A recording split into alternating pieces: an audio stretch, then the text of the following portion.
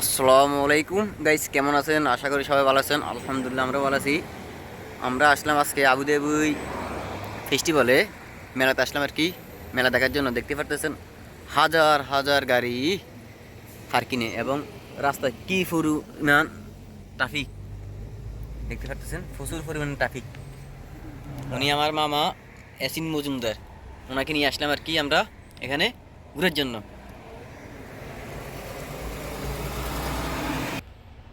উনি হলো তাসিন মজুমদার আর কি, এসিন মিয়ার বড় ছেলে। তুমি কিছু বলো তাসিন, সালাম দাও। আসসালামু আলাইকুম, সবাই কেমন আছেন? আজকে আমরা এখানে প্রথম আসলাম শেখ জেড ফেস্টিভ্যাল।